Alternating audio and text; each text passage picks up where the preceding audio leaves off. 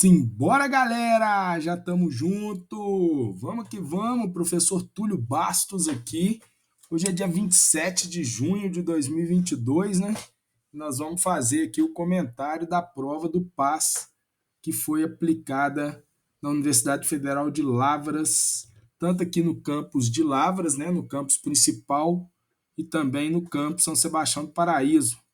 A Lavrona Velha do Funil estava lotada ontem, tá aí, ó. Processo seletivo de avaliação seriada. Primeira etapa, né? Participaram desse processo, essa prova de ontem, os grupos 22 e 23, triênio 2021-2023, que é o pessoal que está no terceiro ano, junto com o pessoal que já formou, e o triênio 2022-2024, que é o pessoal que esse ano está cursando o segundo ano, né? Então, a prova foi ontem, dia 26/6/2022. Né? Pode ser que você esteja abrindo esse vídeo aí também futuramente, né? Em uma outra data. De qualquer maneira, vamos lá. Né? Ciência da natureza e suas tecnologias. As questões de biologia foram as questões de 1 a 7, física de 8 a 14 e química de 15 a 21, totalizando 21 questões de ciência da natureza, mais 9 de matemática, as questões de 22 a 30, 5 de geografia, 31 a 35, 5 de história, 36 a 40 e 5 de filosofia e sociologia, 41 a 45. Então, a prova de ciências humanas e suas tecnologias constou aí com 15 questões, e linguagens e suas tecnologias, também 15 questões, não, 10 questões, né? Questões de 51 a 60, né? Então foram 15 de ciências humanas com 10 questões de linguagens, 5 de língua estrangeira e 10 de língua portuguesa, não, 15, na realidade 15, perdão, né? Totalizando 60 questões, 21 de ciência da natureza e suas tecnologias, 9 de matemática, 15 de ciências humanas e suas tecnologias e 15 de linguagens e suas tecnologias. Né? Cada questão com 4 alternativas de resposta e apenas uma alternativa responde a questão. Né? Essa prova teve uma duração de 4 horas e 30 minutos, incluindo o tempo para o preenchimento do formulário de resposta. Né? Então, tirando aí para resolver as 60 questões, o aluno teve, na verdade, aí 240 minutos, levando em consideração que ele ia tirar 30 minutos, né, meia hora, para ele preencher o gabarito. Né? Então, é importante atentar para isso também. Vamos às questões de biologia, então. Gente, primeira questão, uma questão de citologia, orgânulos do citoplasma, tá? Na minha edição do livro do Amabis, que é um dos livros usado como referência aí, né? Eu estou com o livro da segunda edição aqui, São Paulo 2004, tá? E ele fala aí na página 146, na página 147, para quem quiser dar uma olhada depois, é um dos livros que eu adoto, né? E que eu indico para referência do PAS e do PISM da UFJF também, tá? E tal qual está na questão, a gente consegue perceber que ele é um livro também usado para elaboração das questões do PAS, né? Está falando aqui na página 146, 147, que nós temos 3 tipos de plastos, né?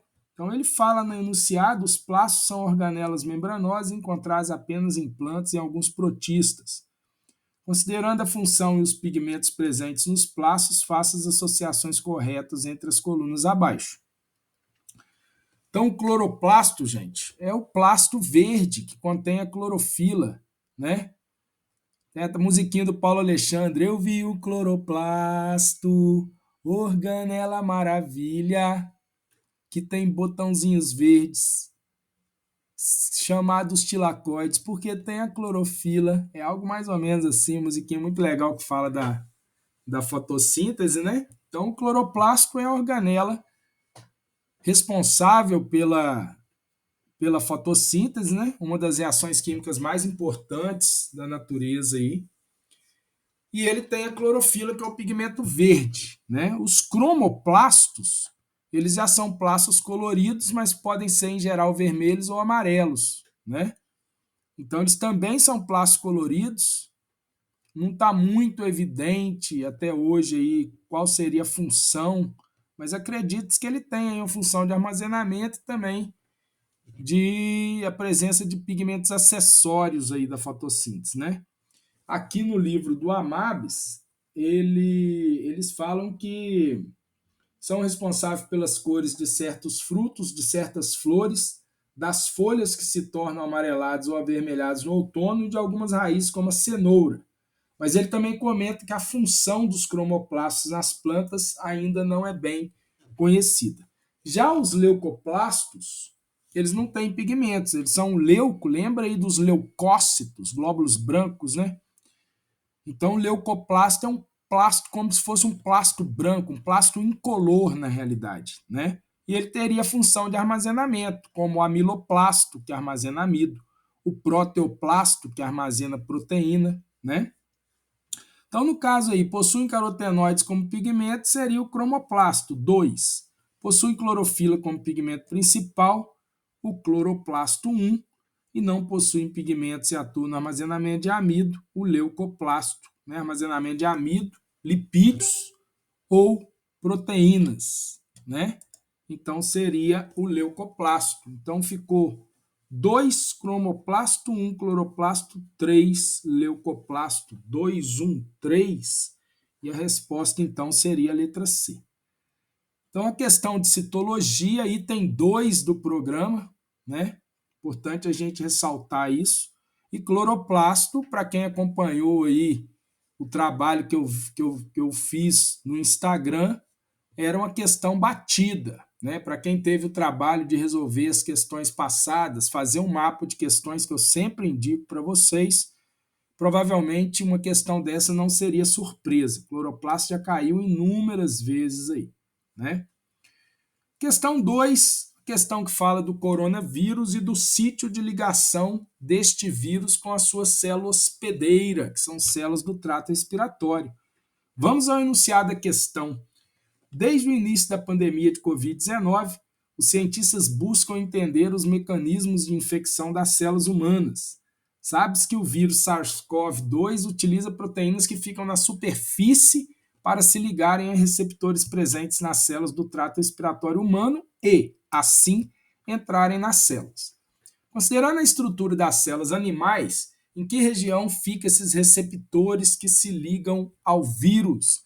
Esses receptores, na realidade, pessoal, são glicoproteínas e glicolipídios que estão ali na superfície da membrana plasmática, né?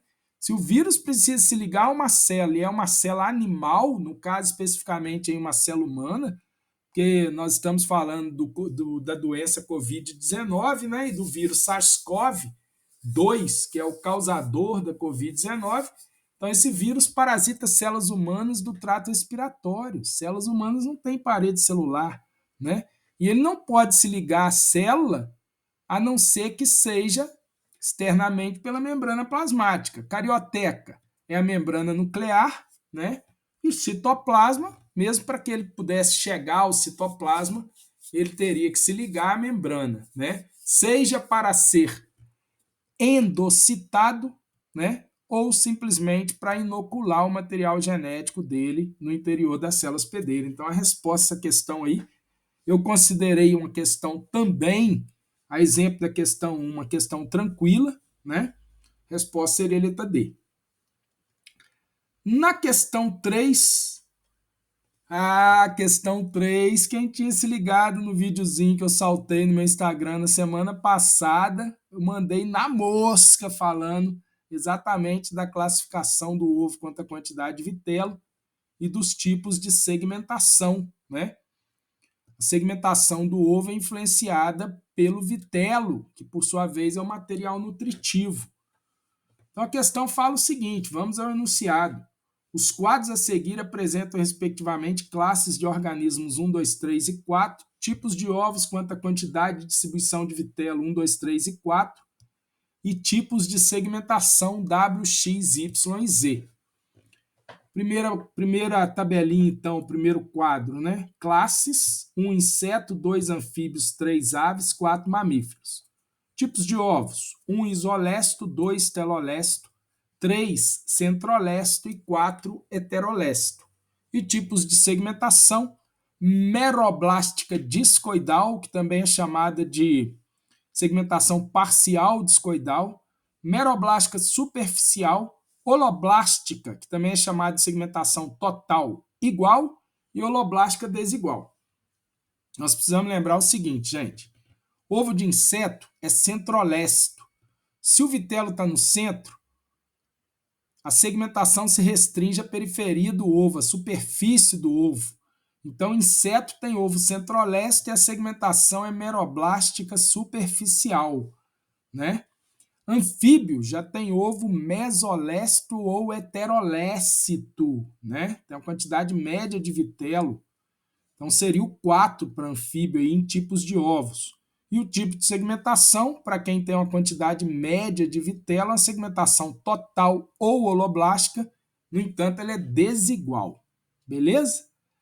As aves, que seria a resposta da questão, é um dos ovos mais conhecidos, é o famoso ovo de galinha, né? E o vitelo corresponde à gema. Então, por ser um animal ovíparo, desenvolvimento completamente externo, sem contato com a mãe, e dessa forma tem ovo telolesto ou megalesto, né? Tem uma quantidade grande de vitelo para suportar o desenvolvimento do embrião sem precisar receber nenhum alimento externo, né? Vindo da mãe, por exemplo. Tá tudo que ele precisa ali tá dentro do ovo.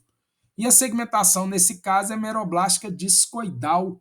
Então, 3, 2W, né? Seria a letra a resposta. E muita gente me perguntou, Túlio, mas por que mamífero está errado? No caso, a letra D, né? Porque mamífero a gente pode considerar que o ovo é oligolesto ou alécito, né? Perdão, pessoal. Aí alguém poderia falar assim, mas isolesto ou oligolesto, tem pouco vitelo bem distribuído. Mas no caso, perdão novamente aí, né? No caso, a maioria dos autores consideram que o ovo é oligolesto ou alesto, né? E a segmentação seria holoblástica igual, e ele marcou aqui holoblástica desigual. Segmentação holoblástica desigual é para ovos heterolésticos de anfíbio, como eu havia comentado, né? Então, por isso que não é a resposta não é a letra D. Vamos para a questão número 4. Questão número 4, uma questão de gametogênese, né? Um assunto para quem se preparou legal aí, ficou ligado nas provas anteriores. Inclusive, essa é uma dica que eu dou para todos vocês, né? Para todos os meus alunos, educandos que se preparam aí dia a dia para as diversas provas aí, sejam de Enem, de vestibulares seriados, vestibulares normais, né? Vestibulares convencionais. Então, gametogênese, geralmente a gente estuda junto com a meiose, ao fim da meiose, né? Já que a meiose ela tem como função a formação de gameta nos animais. Esse é um dos papéis da meiose, né? E vamos ao enunciado da questão 4. Analise as afirmativas a seguir referentes à gametogênese e marque a alternativa correta.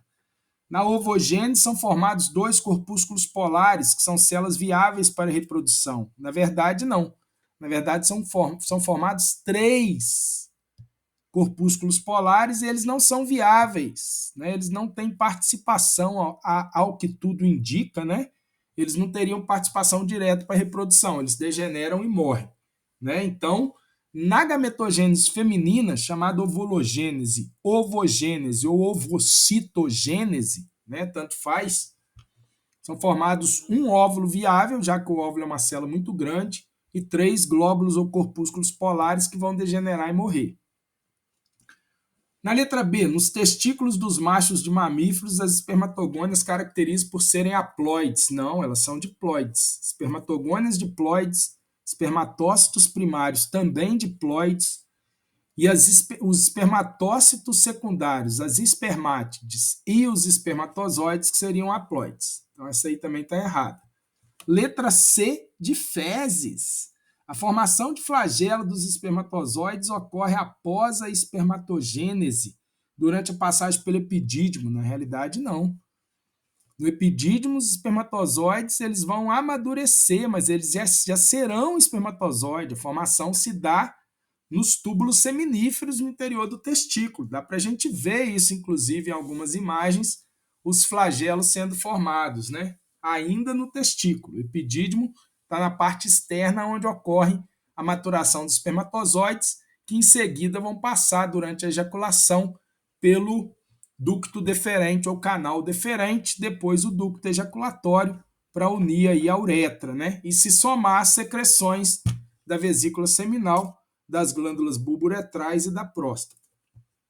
Então a resposta dessa questão é a letra D. Muita gente comentou que gostou dessa questão, lembrou, inclusive eu falando aí nas aulas pela internet, nas escolas que eu trabalho, né?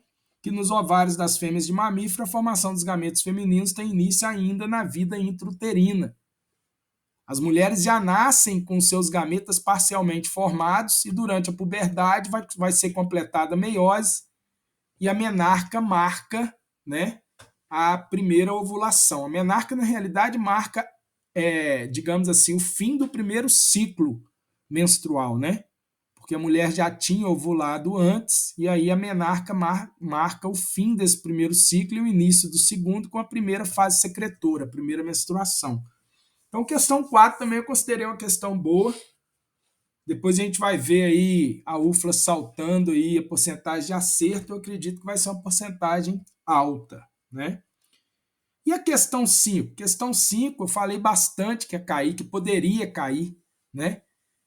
Inclusive os meus alunos lá do Colégio Dom Cabral, na segunda aula que eu tive com eles, eu falei de métodos contraceptivos naturais, cirúrgicos, mecânicos, né? Ou métodos de barreira, e os métodos químicos. Então a galera também achou essa aí fácil. Vamos à alternativa. Analise as afirmativas a seguir referentes a métodos anticoncepcionais. O método da tabelinha leva em consideração a fase do ciclo menstrual da mulher. Isso, né? Método da tabelinha. Tabelinha você vai... Tem até hoje em dia alguns aplicativos para você monitorar a partir do primeiro dia da menstruação, período de ovulação, principalmente se a mulher tiver um período menstrual bem estável, né? Uma menstruação ali de 28 a 30 dias, bem regular, melhor dizendo, né? Número 2, o método coito interrompido apresenta suficiente na prevenção de doenças sexualmente transmissíveis. Nananana. Coito interrompido é um método natural que consiste em retirar o pênis no momento da ejaculação, retirar do canal vaginal. Isso não impede, caso um dos dois estejam contaminados por uma DST ou IST, não impede de forma alguma a transmissão. Número 3. Com a vasectomia, os espermatozoides presentes no ejaculado apresentam-se inviáveis. Na realidade, os espermatozoides nem estarão presentes no ejaculado, porque a vasectomia é um método cirúrgico que consiste no seccionamento do canal ou ducto deferente. Então, nesse caso, os espermatozoides não se somam às secreções da vesícula seminal, da próstata e da glândula bulbouretral, também chamada de glândula de Cooper, né? Então, essa aí está errada. E a 4, a pílula anticoncepcional e o dispositivo intrauterino, DIU, são métodos contraceptivos que não previnem a transmissão de doenças sexualmente transmissíveis. Realmente não. Isso aí também está correto. A pílula é um método químico, né? E o dispositivo intrauterino, aí tem o dispositivo DIU-Mirena, né? Tem 2 tipos de DIU. Então, alguns autores consideram que um deles seria método barreiro, o outro poderia ser considerado método químico também. Mas nenhum dos dois previne infecção sexualmente transmissível ou doenças sexualmente transmissíveis. Então, essa aí ficou 1 e 4, né? 1 e 4, letra B de nádegas. Vamos à questão 6, pessoal. Qualquer dúvida pode deixar nos comentários aí, tá? Manda pra gente aí também no WhatsApp, entra em contato pelo direct do Instagram, né? Instagram, @biomentor, professor Túlio Bastos aí, nosso canal do YouTube também, vocês já estão aí, né? Quem não for inscrito, se inscreva no nosso canal, compartilhe com seus colegas. A gente vai fazer um trabalho bem legal a partir da primeira semana de agosto para a preparação do PAS 2 e eu quero acertar todas as questões do PAS 2.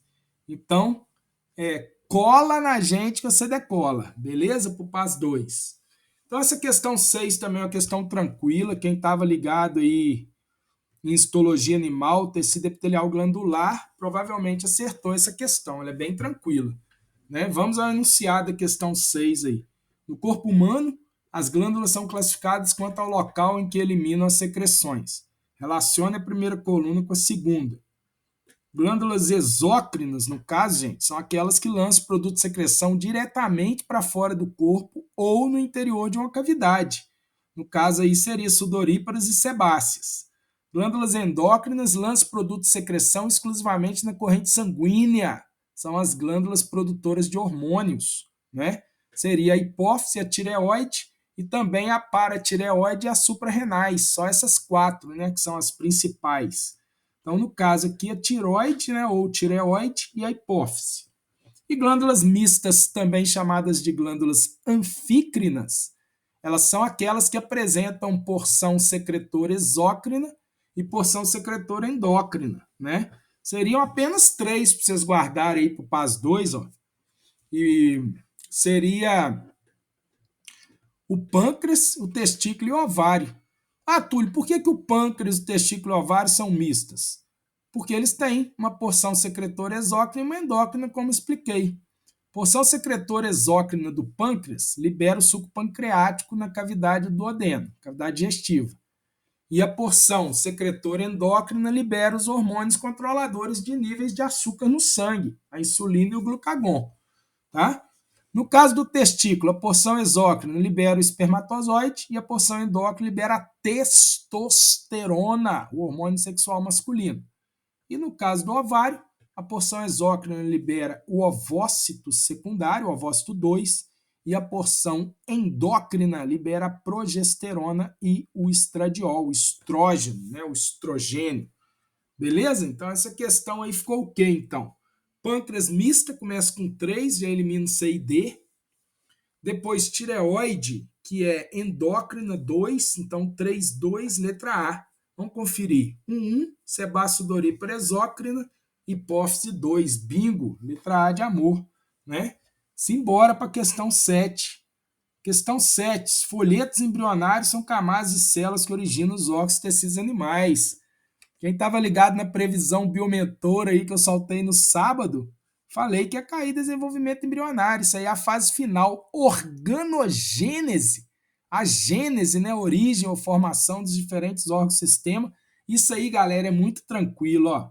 Se liga, pega a visão.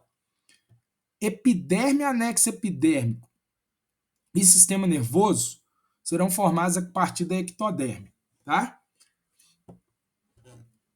Sistema digestório, inclusive epitélio de revestimento do tubo digestório, é a partir da endoderme. E praticamente o resto tudo é mesoderme.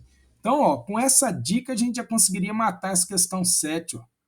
Porque olha só, ectoderme, sistema digestório, não, é endoderme. Ectoderme, derme, não, é mesoderme. Ectoderme, epiderme, beleza, então já tirei a A e a B. Mesoderme, sistema digestório, não é endoderme, como eu falei, mesoderme é derme. E endoderme, sistema digestório, então a resposta dá 7, letra D de dado, tá? Trabalhei isso muito com os meus alunos também, tanto dos alunos das escolas que eu trabalho, especialmente o pessoal de Campo Belo aí, né, que a gente teve um curso preparatório do PAS lá nos sábados, aos sábados, né, melhor dizendo, trabalhei organogênese com eles, né, também os meninos que fizeram aí, os educandos, nossos amigos, nossos alunos aí que participaram do cursinho do PAS, esses aí arrebentaram a boca do balão também, tá? Então vamos para a questão 8. Opa, acabou na verdade, não tem questão 8 não. Opa, questão 8 já é física e é com a professora Andressa, né? A professora Andressa também depois vai estar fazendo o comentário da prova para vocês. Beleza, gente? Então é isso aí. Prova comentada. Espero que vocês tenham arrebentado aí, tá? Mas não se aveste não, que o PAS 2 está batendo nas portas. Acredito que a prova será em outubro, no máximo. tá? E aí nós teremos uma preparação de 2 meses, começando na primeira semana de agosto e indo até a primeira semana de outubro. Grande abraço para todo mundo, muito obrigado. Compartilhe aí esse vídeo com seus colegas, pessoal que você sabe que está participando do processo de avaliação seriada da UFLA. Siga-nos nas redes sociais. Se você ainda não se inscreveu no nosso canal do YouTube, clica aqui embaixo, se inscreva, clique no sininho para receber notificações. Também no Instagram, Facebook e agora o Biomentor está começando aí a dar as caras no TikTok. Grande abraço e bons estudos para todos. Valeu!